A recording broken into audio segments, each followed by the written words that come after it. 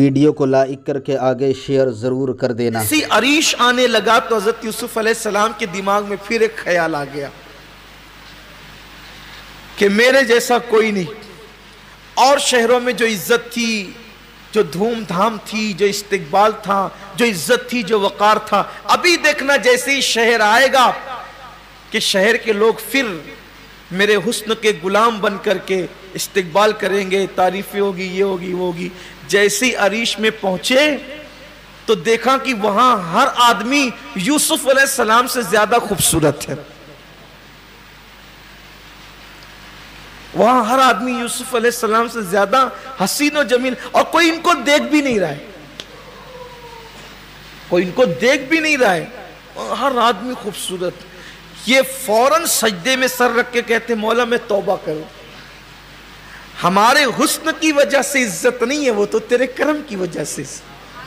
ہائے ہائے، دیکھو یہ اپنی عبرت کے لیے، ورنہ محبوبوں کو اس طرح کروا کر ہم جیسے گنہگاروں کو سکھایا جاتا ہے۔ اس کا مطلب یہ ہے کہ کسی کی بھی عزت اپنے فن کی وجہ سے نہیں ہے، اپنے حسن کی وجہ سے نہیں ہے، اپنے نسب کی وجہ سے نہیں ہے، اپنے کام کی وجہ سے نہیں ہے، یار کے کرم کی وجہ سے۔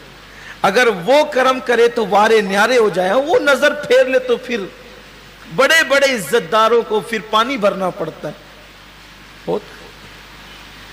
آپ کو وہ واقعہ یاد ہوگا کہ ہندوستان کا مغل خاندان کا آخری بادشاہ، مغل خاندان کا آخری بادشاہ بہادر شاہ ظفر جس کو کہتے ہیں، جب تاج محل کے اندر ناشتے کے لیے دسترخوان بچھتا تھا تو 200 ڈشیں لگائی جاتی تھی ناشتے میں، کھانے کے لیے دسترخوان پہ 200 ڈش، میں مبالغہ نہیں کر رہا ہوں، ہندوستان کی تاریخ 200 ڈش دسترخوان لگ۔ میں سمجھتا ہوں کہ اگر ایک ایک لقمہ بھی لے تو بھی 200 ڈش تک نہیں پہنچ پائے انسان، ہے نا؟ بلکہ چھوٹے سے چڑیا کے برابر بھی آدمی تھوڑا تھوڑا سب سے لے تو بھی 200 لقمے کسے کہتے ہیں؟ اتنا شان و شوکت اور کر و فر کا معاملہ تھا۔ لیکن بہادر شاہ ظفر کی زندگی کا اینڈ یہ ہے، اختتام یہ کہ جب وہ اپنی زندگی کا آخری مقدمہ لڑ رہے تھے کورٹ کے اندر، تو ان کی زبان کچھ بول رہی تھی اور ان کا ہاتھ کچھ اشارہ کر رہا تھا، یعنی ہاتھ اور زبان میں یگانگی نہیں تھی، یکسانیت نہیں تھی، زبان سے کچھ نکل رہا تھا اور ہاتھ کچھ اشارہ کر رہا تھا۔